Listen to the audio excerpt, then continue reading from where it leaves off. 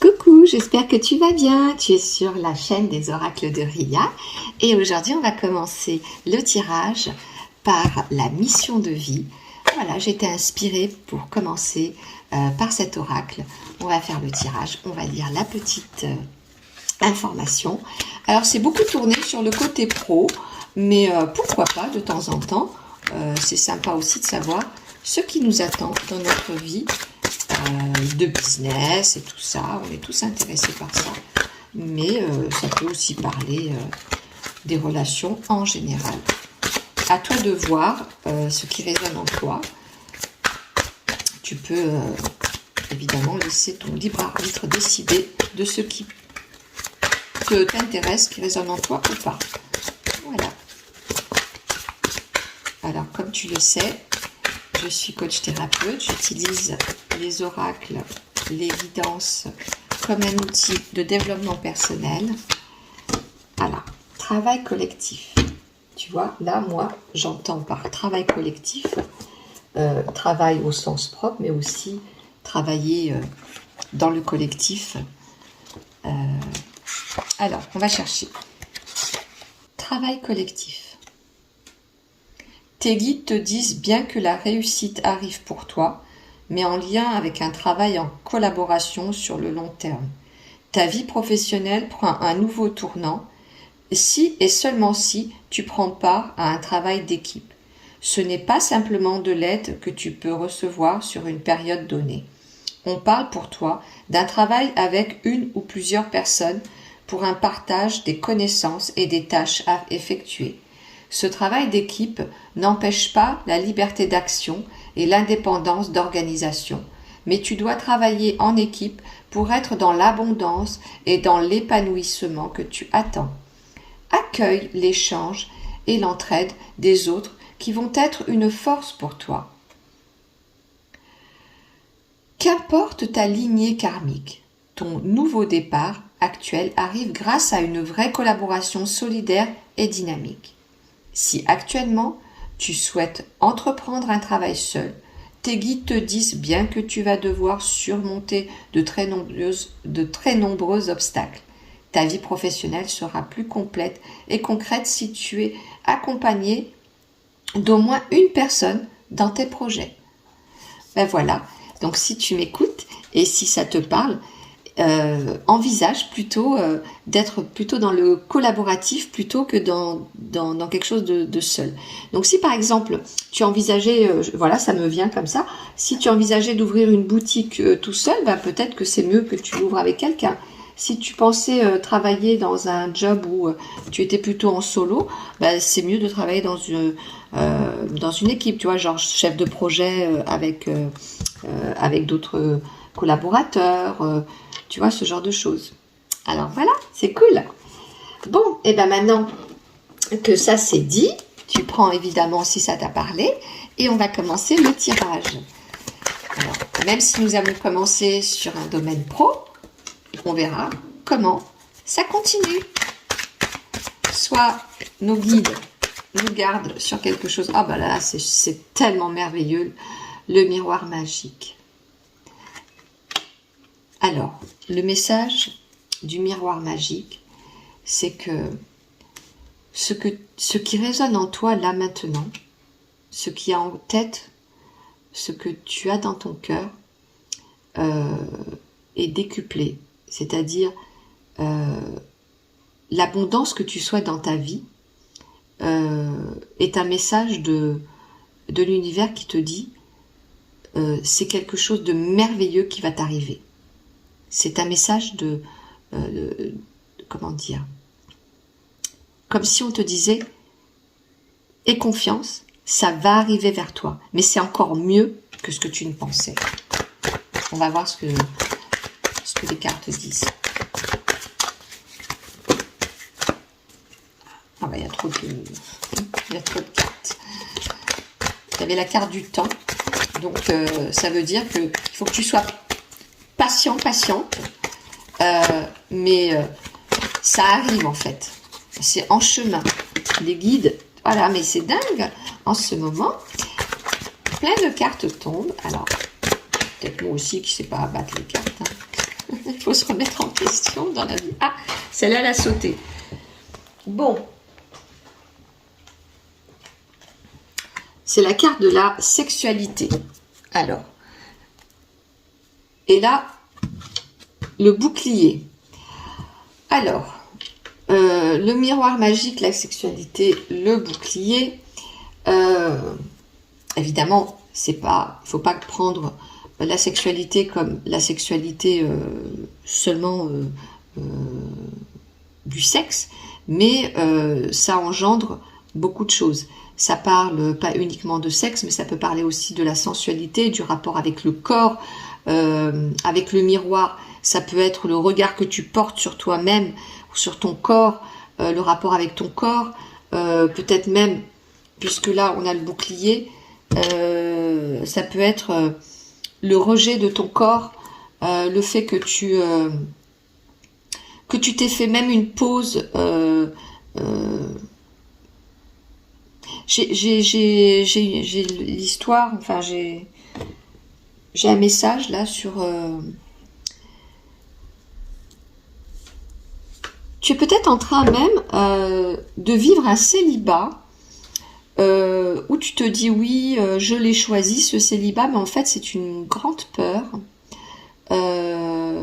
d'être déçu, ou peut-être même que tu te racontes des histoires où tu te dis oui, j'ai choisi ce célibat, mais en réalité c'est parce que tu as peur d'être rejeté, tu vis comme une blessure de rejet, et en fait cette blessure de rejet te protège pour ne pas vivre d'autres échecs, et tu te renfermes sur toi, mais ça ne veut pas dire que tu es déprimé, hein. Tu vis de belles choses, hein, dans ta vie, hein. Tu sors, tu as des amis, etc. Mais tu te protèges beaucoup par rapport à ça. Donc tu te protèges, t'es pas du tout un garçon qui va coucher à droite à gauche, et t'es pas non plus une Marie couche-toi là, mais tu te dis te réserver, te préserver pour quelqu'un, pour une belle histoire. Sauf que du coup, comme tu es dans une espèce de bulle, tu ne rencontres personne. Et là, le bouclier, il est trop fermé là. Il va falloir peut-être que tu changes ton mindset, c'est-à-dire ton état d'esprit. Parce que pour rencontrer quelqu'un, il serait bon que tu t'exposes au grand jour. Il n'est pas question que tu ailles coucher avec n'importe qui, et que tu fasses des rencontres inutiles. Mais là, tu te mets vraiment en position de peur et de non, je ne rencontre personne. C'est vraiment très inconscient chez toi, mais clairement, le message, tu avais besoin de l'entendre. C'était peur. Je sens beaucoup physiquement cette peur. Je sens que tu n'as pas confiance en toi. Je sens que tu as peur de l'échec. Même certaines personnes d'entre vous n'aiment pas l'image qu'elles reflètent de leur corps. Alors elles se sentent trop maigres, ou elles se sentent... Parce que là je vois des corps très très très maigres, mais l'ensemble des corps font aussi un corps un peu fort. Alors il y a peut-être des personnes qui se sentent fortes, elles se sentent rejetées, ou elles se rejettent elles-mêmes. Probablement que ça ne vient même pas des autres, c'est juste un vécu par elles-mêmes. Et donc, voilà, elles se mettent un bouclier. Et vous vous souvenez, je vous avais dit en tout début, au niveau du travail, que c'est pas forcément un travail au sens propre du terme, mais ça peut être un travail collaboratif. Et là, il y a le travail qui sort. Et là, il y a la santé qui sort. Voyez ? Et ce que je veux te dire, c'est que peut-être qu'il y a un travail à faire sur toi, tu vois, au niveau pour retrouver la santé, mais la santé émotionnelle. Un travail qui te permettra peut-être d'être dans un groupe, tu vois, pas rester seul. Et c'est là où le travail collaboratif peut être pris dans un deuxième sens. Tu vois, là, je sens que tu as besoin de ne pas rester dans cet état d'esprit, dans ce mindset-là. Parce que plus ça va aller, moins tu vas sortir. Quand je dis moins tu vas sortir, c'est moins tu vas sortir dans l'optique de fonder ou de créer un couple, une rencontre, l'occasion de rencontrer quelqu'un. Et même quand quelqu'un t'aborde, ou ça peut être, tu te refermes comme une huître. Tu dis c'est pas pour moi, etc. Et tu te mets pas en avant. Tu sabotes en fait. Alors que t'es pleine de richesse en fait. Mais tu ne le vois pas. T'es tellement dans ton bouclier là, ton miroir, t'es magique en fait. Tu vois, le bouclier il est là. Le bouclier il est là, mais ton miroir il est là et tu ne le vois pas. Le miroir t'envoie tellement de belles choses, mais tu ne vois pas, t'as pas le vrai regard sur toi. Il faut vraiment que tu fasses quelque chose. Il faut que tu changes ça. Il faut que tu travailles sur toi pour avoir une meilleure santé émotionnelle. Vraiment. Je pense qu'il y a quelque chose là-dessus. Et tu le sais. Ça te fait beaucoup souffrir, je sens. Je sens dans mon corps que tu souffres. Tu souffres dans ton corps et tu souffres dans ton cœur et dans ta tête aussi. Rapproche-toi d'amis sincères, de personnes qui peuvent t'écouter, t'entendre, pour en parler. Parce que ça ne tient à rien. Il suffit juste que tu débloques quelques clés. Tu sais,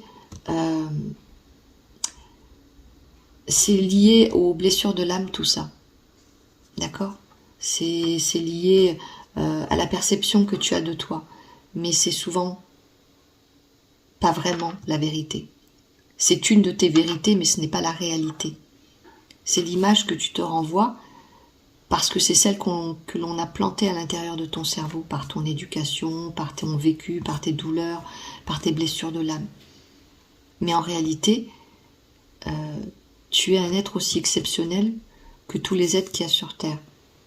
Et tu as tout autant le droit à l'existence et au bonheur que chacun. Et ton corps et ton être est aussi beau que toute créature sur Terre.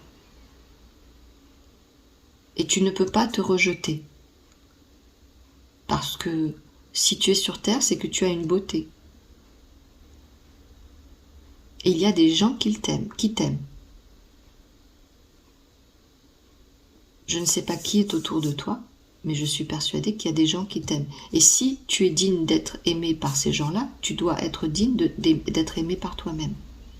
Essaye de trouver le germe, la petite, tu vois, la petite graine de cet amour-là et va la chercher. Je vais te donner un exercice qui peut être sympa pour toi. Tu te mets devant ta glace et tu commences à observer juste l'image, le reflet de cette personne-là, et tu vas essayer de parler à la troisième personne comme un observateur. Tu te mets en ce qu'on appelle en état de méta, et tu dis voilà, cette personne, voilà, elle est jolie, tu la décris comme si ce n'était pas toi. Et puis après tu fermes les yeux, et je voudrais que tu essayes d'être dans la vision de l'enfant que tu étais, au plus jeune âge, le plus que tu puisses te souvenir. Et tu vas essayer de te concentrer, d'aller voir cet enfant et de le prendre dans tes bras, de le rassurer, de lui faire un câlin, de lui sourire. Ça va te mettre beaucoup en émotion, et de lui dire que tout va bien, et de lui donner beaucoup d'amour. Et petit à petit, tu vas essayer de voir cet enfant grandir jusqu'à l'âge où tu es maintenant. Et après, tu vas réouvrir tes yeux. Et tu vas te complimenter. Et tu vas te réapprendre à t'aimer. Ok ? C'est très important. S'il te plaît, enlève ce bouclier parce que tu es une belle et bonne personne. Ok. J'espère que ces petits conseils vont t'aider. On va tirer une dernière carte Parce que si tu fais ce travail, c'est très important de faire ce travail, ok, eh bien, de grands projets viendront à toi et tu pourras enfin voler vers de beaux horizons. Ok, et tes doutes s'envoleront et tu pourras partager de belles choses. J'espère que ce tirage t'aura plu. Si tu l'as aimé, je te remercie de partager, de liker et de mettre la petite cloche. C'était Ria, à bientôt.